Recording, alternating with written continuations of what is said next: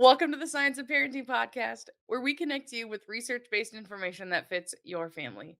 We all talk about the realities of being a parent and how research can help guide our parenting decisions. I'm Mackenzie Johnson, parent of two littles with their own quirks, and I'm a parenting educator.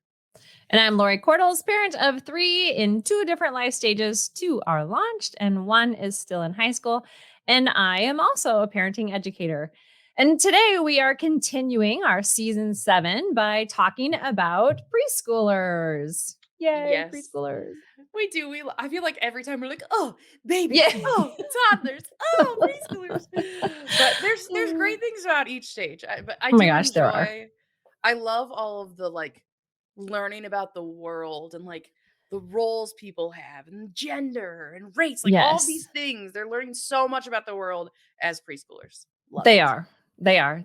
And I said that toddlers are like science class 24/7 and I kind of see preschoolers as like little Einsteins, little scholars. They're taking it in, it's all science class, but then they can sit back and ponder what they've just learned. So Oh, that I just picture that. philosophers. That's my little word Philosophers. picture. Yeah. I'm But here picturing, we are. that visual is a good visual to Einstein because we have Yes. curly hair in my house. And so when we Mhm. wake up, my preschooler does have Einstein hair. Yes, that's awesome.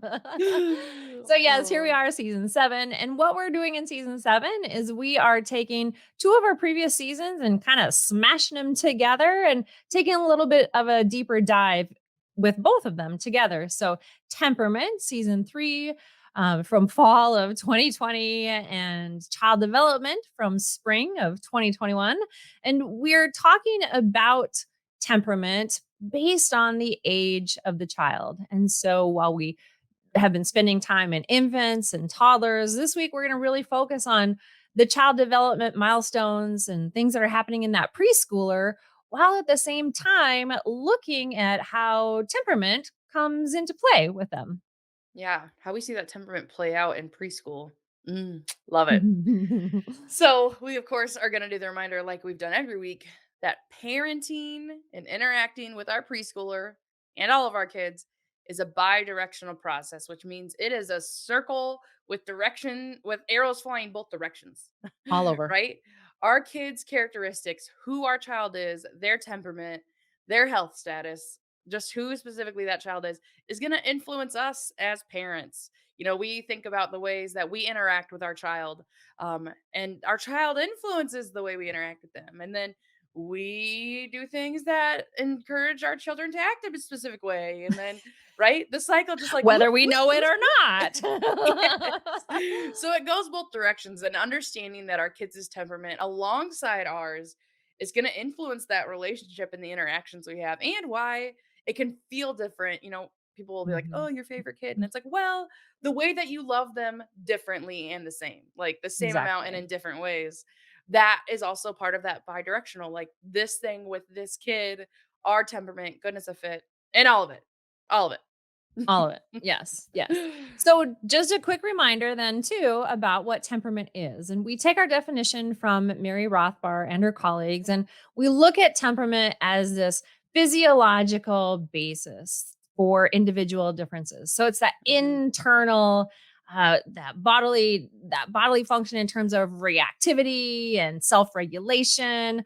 Also includes motivation and affect and activity, as well as attention characteristics. And so, in other words, what Mary Sheedy Kursinka says is that we have the genetics, the genes within us that, P.S., by the way, we got from our parents. You gave them to your kids, right? Okay, so you have these genes, and then the rest of the environment interplays and interacts with it and allows it the opportunity to kind of practice and grow and learn, and gives us opportunities to work with what we got. Yes. And so we do that temperament, born with it. We're going to help our kids figure out how to navigate the world. We're going to use it to help anticipate their behavior and the way that we guide them for sure. And so thinking about that temperament, we're looking at it this week specifically in the realm of preschoolers. So let's talk a little about what are these preschoolers doing, right? What are they learning? Well, Yes, they're and I love seeing. that you said anticipate. So yes, temperament allows us that ability to anticipate and predict. So Mm. All of a sudden it's like, "Oh, wait, we gotta say Wait. that louder." Louder for Did those you in the hear back. this? Predict. We can predict our child's temperament because or we can predict Yes. their reaction because of their temperament. So, yeah, preschoolers. Yes. So, one of the things we shared in season 3 was the CDC milestones website, wild milestones tracker. And so that's what Mhm. we're going to focus on. We look at that preschool age as being about ages 3 to 5 and Yes. recognizing that as we look at child development, children go through these stages, these milestones that we call them. Not every child reaches these milestones at the same time. Those with diverse and special needs are definitely going to reach these milestones at different times or not at all. But these milestones are things like movement, jumping, running, emotions, being able to name their feelings, language, that's language, being able to speak and in longer sentences and follow longer directions that are given. And so those milestones, they happen at different times. And so for preschoolers, what we look at when we think about milestones is the idea that they're starting to come into places where they're interacting more with those outside their family. So whether it's Absolutely. it's in formal places like preschools or informal places like local playgrounds, and so those milestones that happen interact with their body. Their physical abilities become more enhanced than they were as toddlers. And as we look at those milestones and we look at temperament together, we're going to spend some time thinking about what are the stages that are happening in those preschooler bodies as we filter in temperament. Oh, totally. Well, and I think of all the Mhm. things that the, like, assessment on the report card, quote, unquote, Yes. like, at the conference is, like, using scissors, Hmm. pencil grip. Like, there's these really Yes. specific fine motor, but also very specific gross motor, like hopping on one foot. Hmm. Can they like, I remember this was such a, like, first time parent moment for me. In my daughter, who was pretty early to hit milestones with her spirited temperament, um, the shapes, like, when they did their assessment at the beginning of the year of what they knew about shapes, she said that a circle she had gotten all of the, like, all of those correct, quote, unquote, but she's like, "A circle has 1 corner," and I was like, "Man, she almost had it."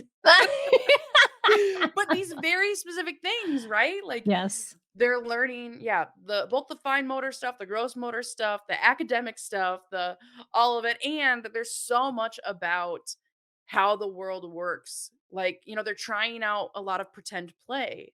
So, like, I'll Hmm. be the mom and you be the baby. I'll be Yes. the firefighter and you be the police officer, or right? There's all these play schemas that are happening. And so there is so much good stuff going on in preschool. Yeah, I love Whether informal preschool or just preschool yeah, age. exactly, just that age. And then I love it, Dr. Lang, who shares with us in her book, she also shares about Thomas and Chess and temperament.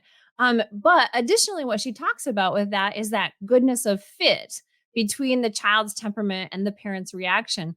And if Mm. you think about what's happening, okay, let's get a little nerdy here from a theoretical perspective in preschool. One of the theorists that we can look at is Eric Erickson. And specifically in preschool, the thing that's happening at that time is this idea that preschoolers are creating and working on their own initiatives. They're Mhm, taking initiative, they're seeking and reaching out.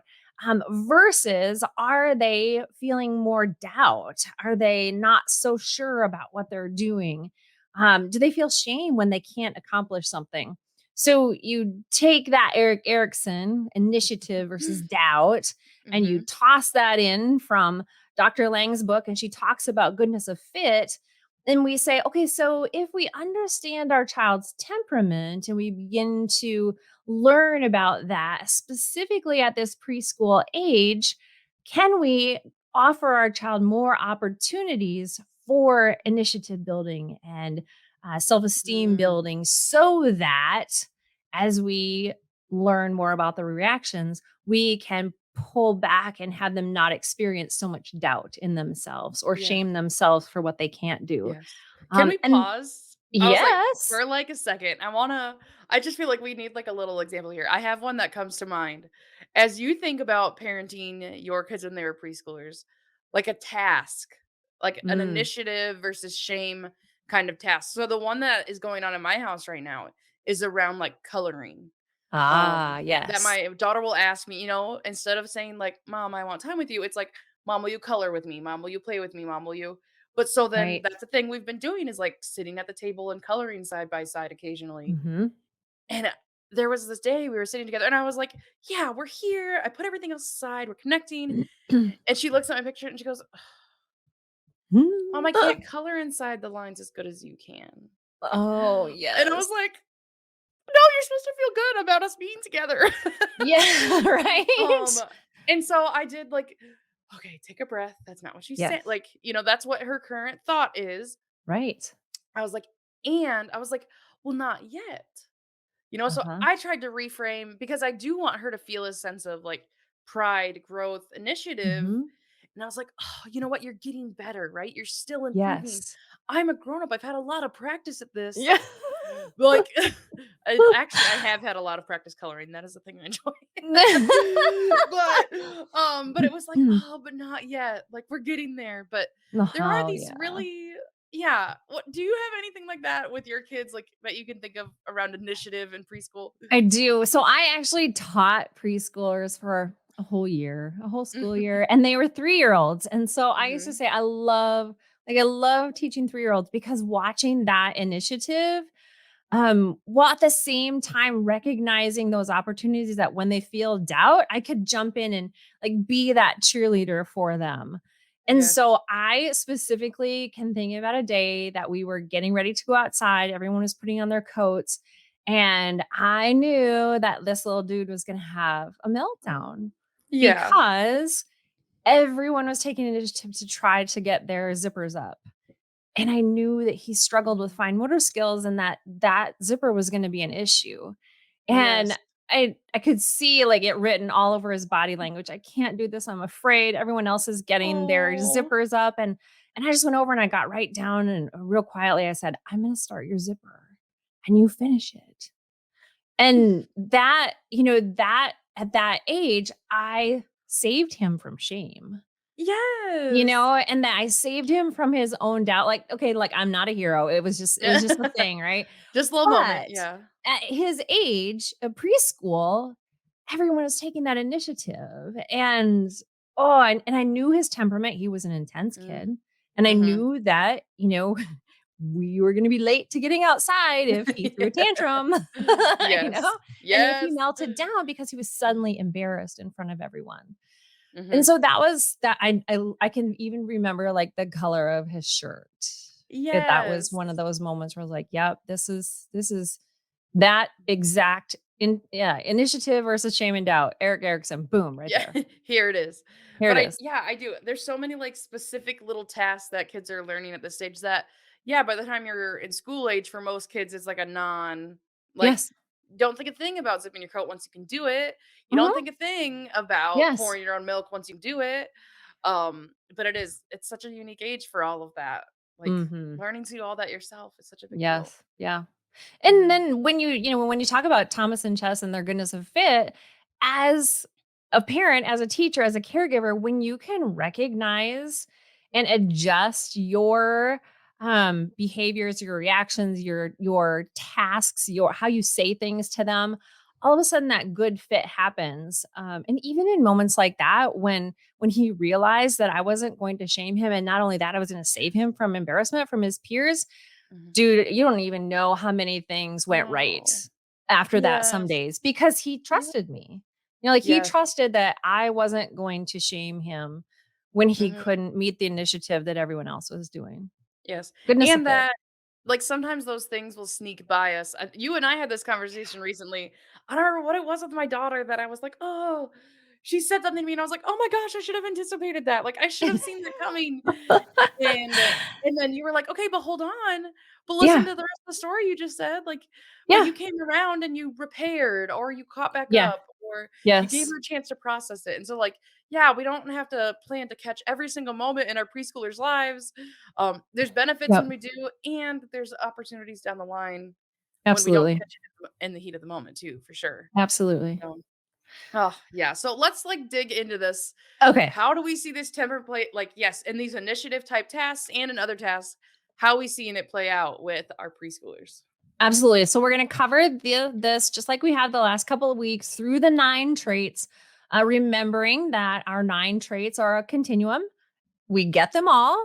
We gave them all to our kids, and we still have our own 9 traits. And how much did we get? Did we get a little or did we get a lot? So, did we get a lot of activity level or just a little bit? And once we know what our level is, what we got, we can then begin to adjust and fit and understand is really the most important piece.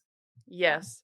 And so the first one is activity level. So, did we get a lot of activity level that our body feels very good on the move? Or do we get a lower activity level? And so in preschool, I love how Helen Neville and what is it, Diane Johnson? Yes. Diane Um, Clark Johnson. Thank you. And Yeah. how they Mm. describe you can notice lower activity level kids instead of doing a lot of movement with their feet, they'll do a lot of movement, more movement with their hands. I So, love like that. tables, right? The kind of table activities like Mhm. I'm doing crafts, I am putting together puzzles. I'm playing with these small blocks. Mhm. I'm doing Legos, but that the you're gonna see more of the things that the activities they gravitate to be kind of those lower activity, versus our higher activity preschoolers are doing the skipping, jumping, sprinting. Yes. Mhm. They gravitate toward that big body play, and I love that they said they talk fast and they move fast. So those high activity preschoolers, they like got places to be. They got They things do. to go do. Things to do, places to be, people to see. Accident. Yeah, absolutely, and excellent. Yes, and I So even remember my daughter, which this is gonna go right into yours, my low approach daughter on school picture day. It was a thing like parents came with in preschool for picture day. My daughter was just in tears. She was really scared. Oh. She'd never been in that room before. She'd never met this person before. It was all this stuff. But she's also active. And so the first we had to come back for picture retake day because the first time was not happening. Did not go well.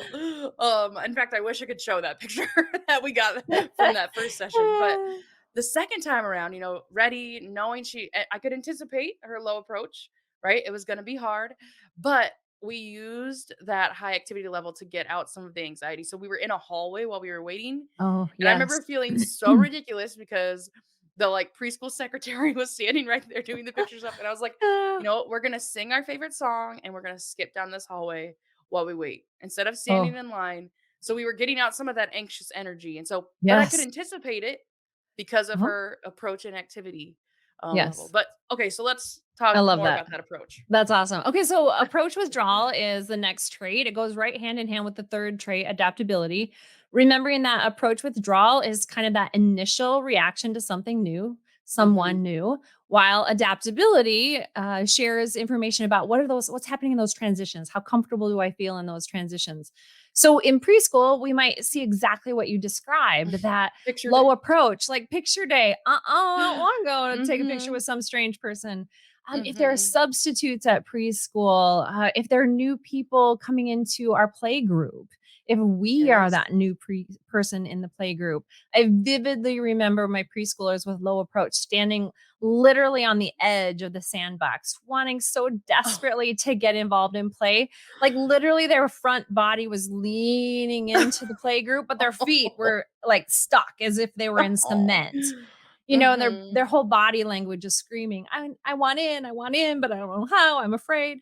I don't know Um, how to start. I don't know how to start. Yes. Yes. And the preschooler that's approaching, then that might be the child that says, "Hey, come play with me."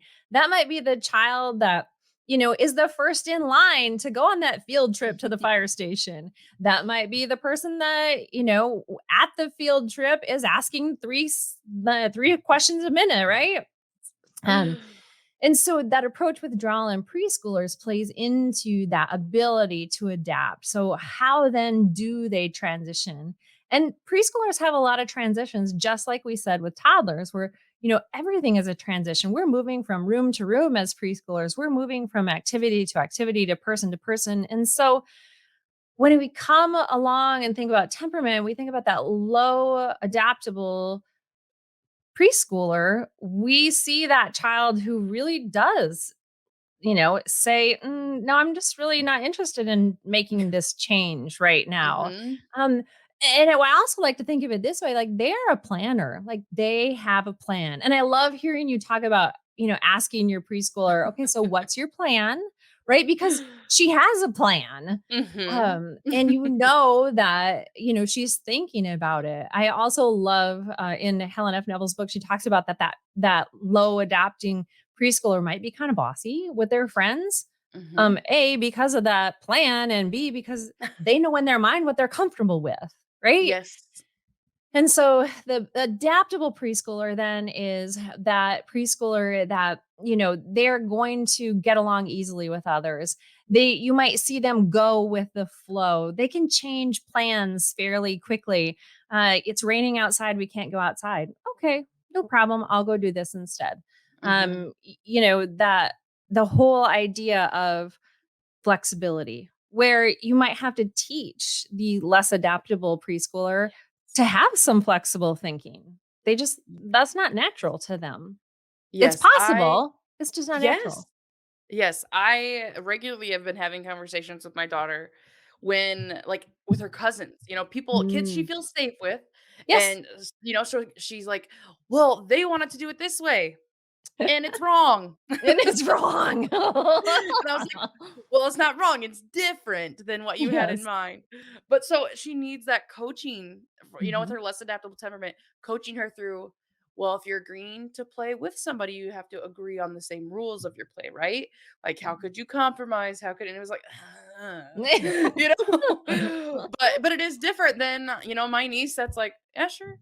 The one who conceded to my daughter, the one who was like, "Sure, he can Yes. be so and so." Yeah. Like, Yes. yep, the Yes. one who concedes is the more adaptable often.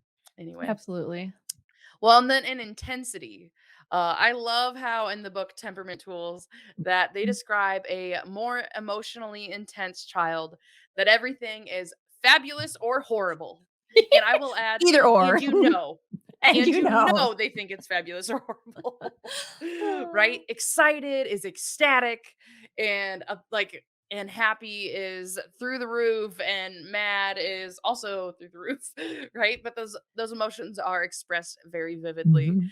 versus a more less intense child or preschooler. I love how they described it, that strong emotional expression is rare, and when it happens, it often will fade right back into calm. I can Cool. think about the very few times that my partner and I have had, like, a disagreement that, like, I'm intense, but he's not. And so Mhm. we try to really keep it more level and, like, speak to each other respectfully, but the very few times it has gotten, like, heated, it's like, "Whoop," and it fades Yes. right back down because he fades right back into that calm, like, that Yes. aggressive or very loud what expression is very rare for my more Yeah. mild partner. That I hadn't thought of it that way before. That is totally me. Like, when I blow, but I Yeah. can go right back down. Yeah. Yeah, Okay, that good. like fade right back into calmness. Yes. Yeah. Oh, okay. And then another trait is sensitivity. So this is related particularly to your five senses. But I love that they describe, does a preschooler, do they notice the things Mm. around them? And so Mhm. we've talked about, like, a more sensitive child is the one that you can give the look and that's plenty. Yeah. Right? They're like, "Okay, yep, I saw it. Okay, I'll stop." Like, Yes. versus the child that maybe you have a hard time even getting their attention. The look Mhm. isn't gonna cut it because they weren't picking up the memo, right? They're not picking up Yes. what you're putting down. Um, and so yeah, I Yeah. even know, like, And my that mom picky has talked about eating. that. Yeah, that Yes. picky eating with the sensitive child. Yes, do they notice the different textures? And Mhm. okay, a thing about this that I have learned from other people is, like, a more sensitive child, why do they just want crackers? Why do they just want Because when you eat a cracker, every time you can expect it to be The same. crunchy. Uh, You can expect yeah. it to be Yes. crumbly, whatever you can expect. Yes. When you eat a blueberry, sometimes it's juicy, sometimes it's Mhm. sour, sometimes it's sweet, sometimes it's right. Mhm. And so, like, people are like, why does my kid just want mac and cheese? Well, because it's gonna taste the same to start the time. Yes. And right, so the adaptability as well as the sensitivity Mhm. definitely feed that in preschool. And yeah, they can express to you for sure, like, "I don't want that. I'm not gonna I eat don't that." want that. Yeah. Yes. Yes, that's a tough one. But anyway, Ugh. sensitivity. Are they picking up and Sensitivity. are they noticing? Yes, Mm, which, is similar to the next 2, yes. distractibility and persistence. So, distractibility and persistence, that again is that, are they picking it up? And then once they pick it up, how long can they persist with it? So, if you think about a distractible preschooler, they're going to be perceptive. They're going to notice everything that others miss. They are going to be that child. I can vividly remember planning a super cool circle time in preschool with my 3-year-olds, and I'd gone to the library. I had all the activities. I had the little finger play songs to go with it. And you know what? My little dude noticed a spider up in the corner of the room, and that was the end of circle time. Because he catches everything. He Yes. was always showing us things that we were missing. And Mhm. they just catch things that people miss, versus the child that's not distractible. They're going to stay on task, and they can literally tune you out. And Mm, so sometimes we might take that personally, like they're being defiant.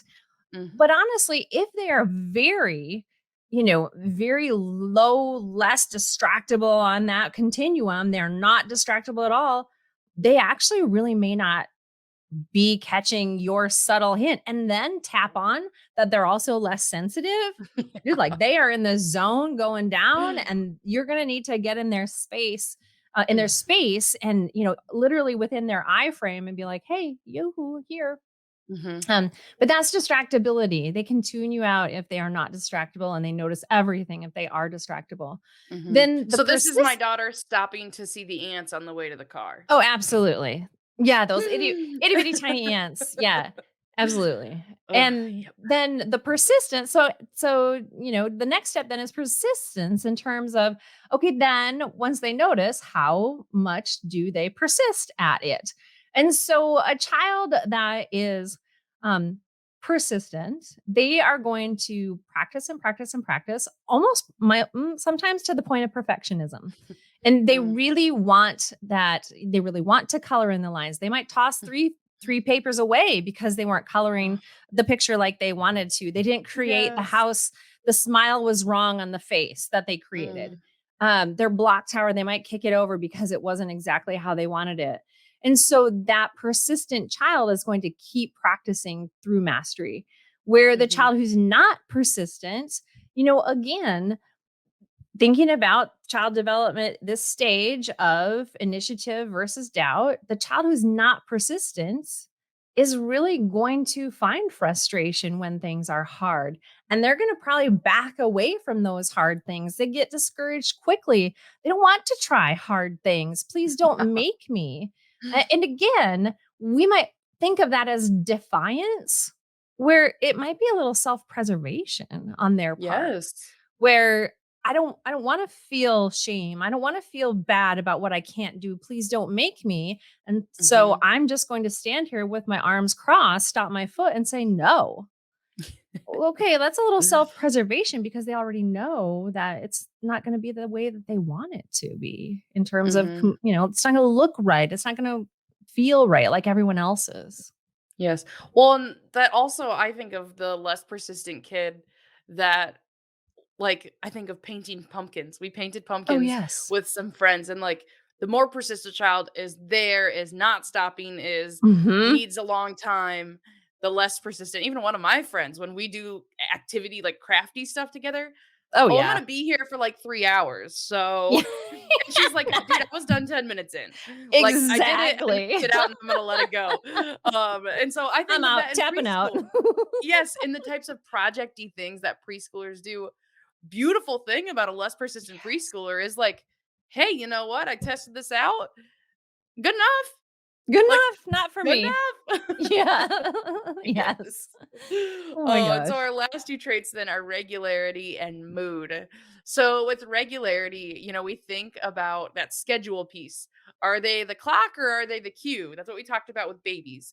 Do you follow Yes. the clock or do you need to follow their cues because they're a little more irregular? Well, Mhm. in preschool, right?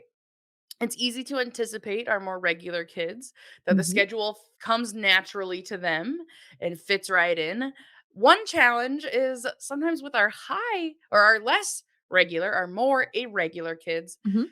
I thought this was such an interesting thing that they can get grouchy because of Mm. unmet needs. Yeah. But it's also like, okay, but that's not fair because Yeah. yesterday when I fed them at noon, it was fine. And Yes. today they're falling apart by like 11:15, and that's not Mhm. fair. I'm not Mhm. meeting their needs. Yeah. um, but it's that it's not going to be at a consistent time. Mhm. For our less our why can't I get that together? Our I irregular children. And Uh, so I just thought like that is a really interesting thing that like it it's is. easier for an irregular child to get overtired, to get It is. over hungry, to and if they're less sensitive, like I tend to be less sensitive and less regular. So I don't realize like, oh, I'm in a bad mood because I'm super thirsty. Yes. Oh, And I the actually do have to go to the beauty bathroom. I think the beauty of this age is that you can offer them choices so they can Mm, serve themselves. So, yes. like, you can have a snack drawer of healthy snacks and, Mhm. like lunch may not be served until noon, but now it's 11:15 and because of their irregular temperament they really are hungry and you Yes. can have a snack drawer that and you can say, "You know what? You can grab a snack from the drawer." And Yes. I love your story about, that Millie could then take the snack to the table as well when it was time to Yes. eat. Just allowing that irregular preschooler some independence, some initiative, building that confidence that they do actually know when they're hungry and when they're Yes. tired. Offering that chance, here's a soft pillow and blanket. It's not bedtime yet because we're still at grandma's house. But if you'd like to go lie down in this quiet corner, you absolutely may. Mhm. Yeah, and that can be I feel like again, we wanna be able to control that regularity of Oof, like eat, yeah, sleep, poop. Like we do. we're not ready to go yet. Like and it's but I do think with our preschoolers because they do have more skills than they did Mhm. as toddlers, being like, "Yep, okay, I'm gonna offer you the flexibility to say like, okay, if some days you're gonna be hungry and some days you're not, and some days I'm gonna Yes. say yes to snack right after school, some days I'm not. Like, you know what? The rule is yes, you can have a snack. Like Yes. the rule is yes, you can just but figuring out what makes sense for you with your kids, Mhm. What's especially that that compromise? irregularity. Yes. Yeah. Yeah. So it might require a little bit more adaptability from you too. Ooh. Yes. And then the last one is mood. And I love in the book Temperament Tools, they were talking about because they're preschoolers and they're more verbal and they do more communication, that you Mhm. can really get a better sense of their mood if they tend to be more glass half empty or glass half full. And so Exactly. high mood would be more kind of that optimistic, if you would, glass half full versus the lower mood, just being able to be a little more critical eye when Mhm. they're looking at things that are happening around them. So Yes. that temperament is totally like everything that a preschooler is doing, this temperament is going to flow right through there for sure. Yes, absolutely. And again, it shows as we've been talking through these that there can be both positive things about their temperament and difficult at the same time.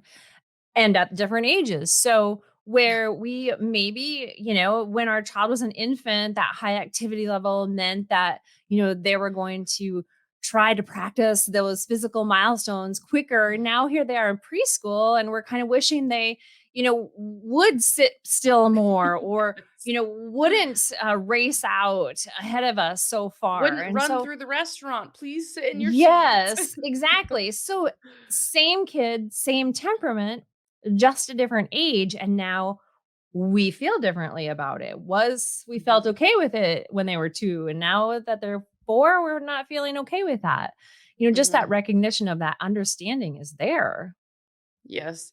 And so, as we think about, all right, we heard about some of the research around like what are preschoolers doing, what is temperament, and then how these fit together. But then, like thinking about, let's take a temperament lens to a very specific preschooler issue. And I know you have another good one this week. I do. And this is actually from our Temperament Tools book from Helen F. Neville and Diane Clark Johnson. But we thought about, okay, what are parents surfing the net for at 2 a.m., right? When it comes to Yeah. preschoolers, we really felt like still it had to do with the emotions. Yes, managing strong emotions in toddlers was For sure, absolutely 100%. But as they're preschoolers, now they still have strong emotions and they're utilizing them in different ways.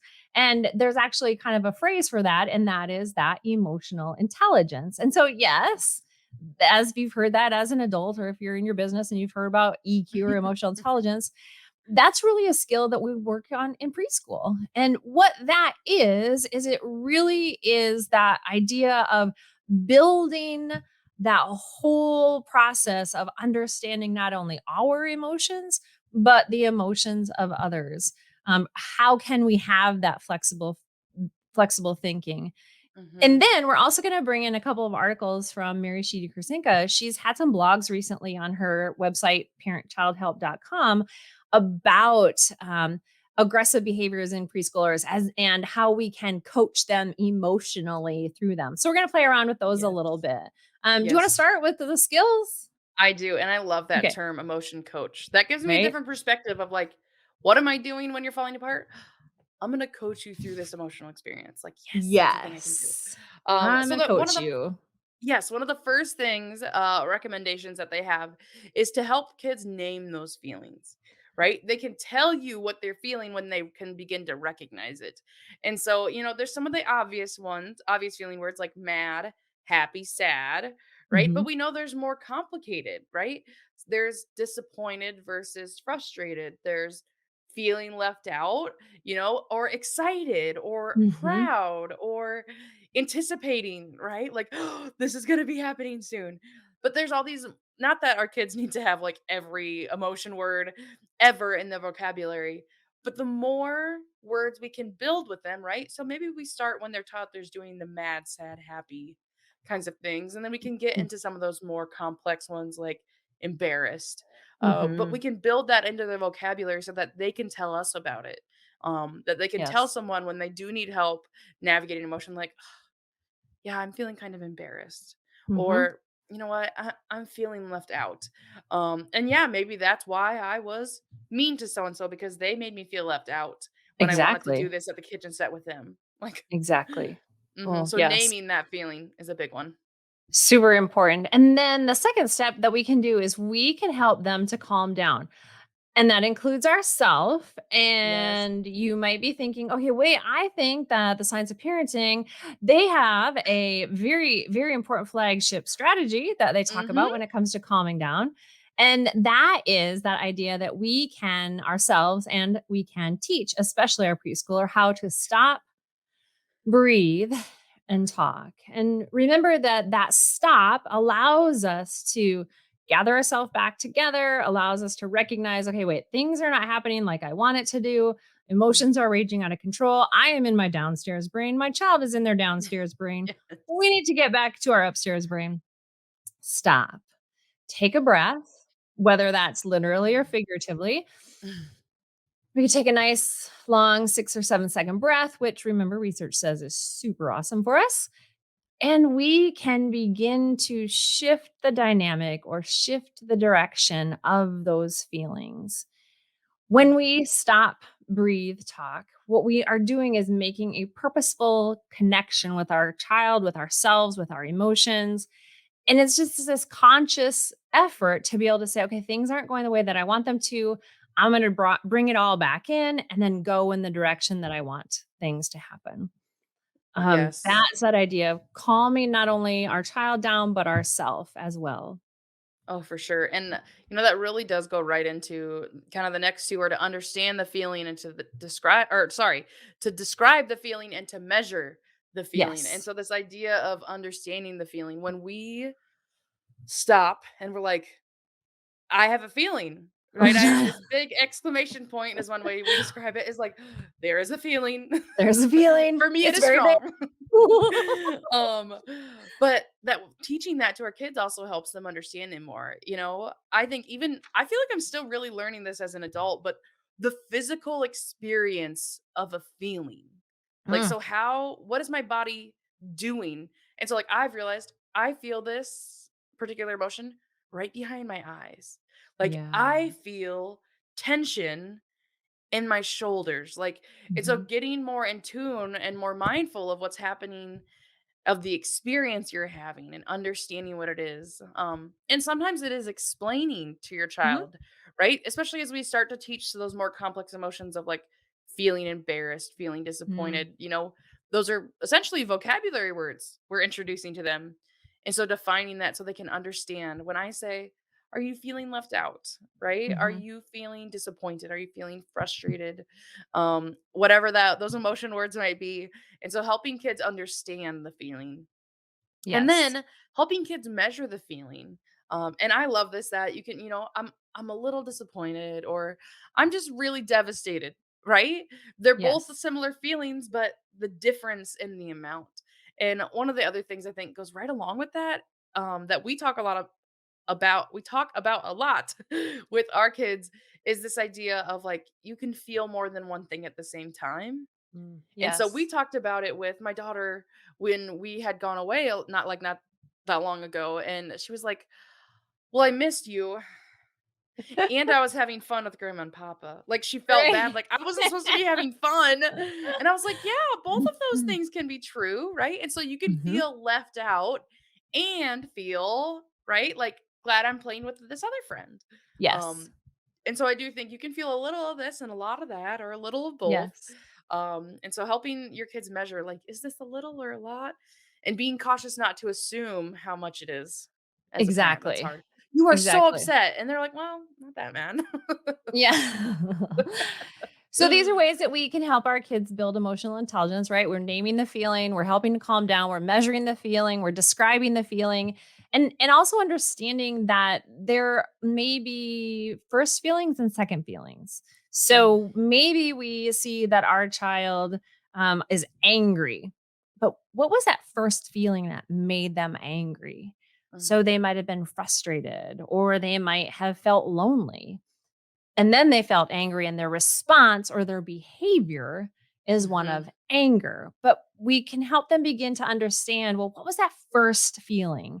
And once we can understand what that first feeling was, we can then work on solving the problem. And that, I think, is where the Temperament Tools book and Mary's article on emotion coaching comes in, kind of ties in together. So as a yes, parent, you can be an emotion coach and you can help solve the child's problems by asking them some questions. You might ask them, like, what happened? And what did you think? Or what was it that you were worried about? And maybe they were worried that they'd have to play all by themselves. And so, yes. what did you do? Well, I hit him. Mm, I hit him because I was worried about having to play by myself. mhm, And the emotion coach parent then says, "Well, what could you do next time? How could we solve this problem in a way that works better?" And Mary talks about the importance of that emotion coach being really consistent. So you're going to help them solve the problem, but you're going to do it in a consistent way so that yes, you get the desired behavior. You want them to put their toys away the first time that you asked and come to dinner. Okay, so they get angry, right? But what was the first problem? They were frustrated because they had to put their toys away. They mhm. got They weren't angry done. and we're done. I wasn't done. Okay. But the emotion coach then says, "Oh, I could tell that you were angry, but it was frustrating to have to put your toys away because it was dinner. What could we do next time?" And Mhm. this is my expectation. Yes. And this is my expectation every single time.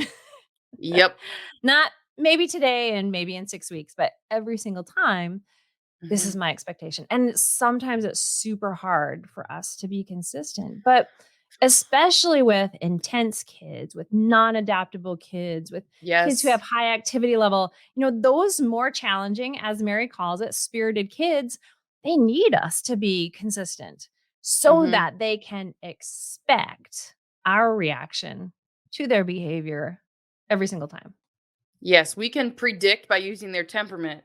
Our consistency is gonna let them predict, right? Mhm. Which hopefully can help Exactly. them get more consistent behavior, right? Like, "Oh, they do come Exactly. to supper when I call. They do. Look Yes. at that." Oh Oh, gosh, we've covered a awesome. lot. Yes, preschoolers. Oh, We so have. good. But I know Mackenzie DeYoung is sitting in the back waiting for She's us. just on pins and needles, just itching to ask us a question. On pins and needles indeed. So, for those who may not know, I'm Mackenzie DeYoung. Woo. Mackenzie DeYoung, podcast producer, and question asker. So, my question today comes a little bit from our friend Barb Dunn Swanson. And something that is very unique to a preschooler is it's that first time we have that word schooler in there, right? This is Yeah. Mhm. the first time, either when they're going to preschool or maybe the first time they go to kindergarten, because even our Mhm. kindergartners fall kind of within this age range, Mhm. right? Yes, yes. Although I was an old kindergartner, I went when I was 6. I still had a lot of learning to do. So Mm. they're navigating that completely new situation, and us as parents, we're helping them Mhm. navigate that situation. So a few examples that I'd like, either we talk about this, we talk about other things related to going into the preschool setting or into the school setting, things that Barb gave as examples for this. So parents might find themselves helping, say, a distractible child learn to focus as they navigate that new preschool environment. Mhm. Parents might need to assist a low approach child with feelings of apprehension about going to Mhm. school when they'd rather be at home, or Yes. something where everything is familiar, right? Um, Mhm. or that child who is somewhat loud or are intense people like Mackenzie Mm. and Ah. how to navigate that classroom where sometimes we have to speak with those indoor voices or Ooh. have quiet time. Mhm. So that's our new reality. How Yeah. as parents can we help our child and help our child's teachers navigate temperament? Okay, step 1, do a temperament profile, right? So, Yes, I that's what I think was gonna say. I was like, "Nah, yeah, I got it first." So, temperament.org, they have a temperament profile there. Temperament.com has profiles, and we, I think, are sharing one on our blog or on our Facebook page. Just a quick, okay, here are the 9 traits. What do you think? And just allow yourself now, if you can, take one for yourself and your child or your co-partner, Mhm. and just look at the differences in there. And then listen back to some of the episodes in season 3 and talking about, okay, I noticed on my chart, the temperament profile that I did, that my child is highly intense. Okay, go back to season 3 and listen to the whole podcast where we talked about intensity the whole time. Mhm. Because, like Mackenzie shared last week, temperament is like a window. We see into our child's behavior and we can clean off the dirty stuff on the window every time we talk about temperament. And there is temperament research. So research tidbit number, I don't know what we're on, 4, Bajillion. said says that just the mere fact of doing a profile and starting to think about your child's temperament actually begins to improve the goodness of fit. So you Mhm. don't have to buy a bunch of books. You don't have to, go to a temperament consultation privately. Research shows that just that very initial step of beginning to understand your child's temperament helps that goodness of fit, which when it comes to those first opportunities to go into school allows you to say, I can predict my child is going to feel uncomfortable in this situation. I should let my child's teacher know. My Mhm. child really struggles to be quiet during Yes, so I this should let my teacher know. apparently Yes. that warning didn't work for me in school though. I was always kept inside. When you get older, they consider that the quote most outgoing, but it was Yes. always you that kept inside the most. But to Oh, prepare their goodness. teacher to say they're going to be loud, they're going to have a hard time being quiet to understand that. Mhm. Mhm. Yes. Yeah. Well, and I think of the opportunities to communicate. Mm. Mary Shitty Christinka talks a lot about it, and when she talks about raising your spirited child, helping when you can frame your child's temperament in a positive way, you can Mhm. help other people see their strengths. Mhm. And which for some teachers that might come naturally, and for others that might be hard, right? That there might be certain temperament traits that are especially challenging Right. to them because of their temperament or their experiences. And so, yeah, if you have a highly distractible child, right? And that maybe, for a teacher that's navigating however many kids in a preschool classroom or in a kindergarten classroom, it can be like, come on, kid, right? But helping the opportunities to communicate with your child's teacher about the beautiful gift of temperament that your child does Yes. have. And so I really encourage, we are kind of fairly early into the school year. If you're listening to this as as these are releasing, Yeah. but Yep. before the school year starts, look for opportunities during school conferences. Mhm. But yeah, any of those chances you get, helping to kind of give the positive word. And it lets teachers know, what, I am in tune with my child. I do Yes. know what I'm here to help. Like, let's talk through what's going on. We all want to see my kid be successful, right? So that communication of finding the positive way to talk about it. Mhm. Yeah. And then you made me realize maybe I should have talked more positively about myself as I was talking to Talk kids. nice to you. Yes. That Yes. girl who talked a lot in school, she's on a podcast now. Yeah. So, Yes. Well, there's two of us here. There's you two know, of us here. right. But really the idea of that is helping your child or helping your child's teacher realize that, like we like to say, you're raising Yes. little adults. Like you're raising them Mhm. to be successful adults. And that's Yes. Yes. that's a demonstration of it. Yeah, So maybe they'll have their own podcast someday. Maybe. Big Great Millie. question. Yeah. Oh, Oh, good. thanks, Okay. Kens. Yeah. Thanks. Yes. So much good stuff happening in preschool, in the formal school environment. And if you've got, your preschoolers that are at home, your kindergartners, your kinder kids, junior kinder, Yes. all that kind of stuff. But yeah, they're doing so much with the world and learning so much about it. So much initiative of like, I'm gonna figure out how to zip this. I'm gonna figure out how to cut this. Mhm. There's a lot of skills that go into it, and their temperament is a huge part of how that plays out for them. It is, absolutely. So, thanks for joining us this week. Next week, we are going to be talking about those elementary school age children, or in season Yes. 3, I think we called it middle childhood. Yes. Yeah, we're going to be talking about the things that are happening developmentally with them and how temperament rolls in and interferes or interacts or, Whichever. implodes whatever their child development skills are at that time. So, thanks for joining us this week on the Science of Parenting podcast. We would love it if you are interested in chatting with us. You can email us at parenting@iastate.edu. Lori Sudden sometimes doesn't panic. remember the I email, so sometimes don't she's remember. cautious. parenting@iastate.edu. But Yes. yes, we'd love to have you join us. Yes, you can email us questions anytime. So please do feel free to do that and come along with us as we tackle the ups and downs, the ins and outs, and the research and reality all around the science of parenting.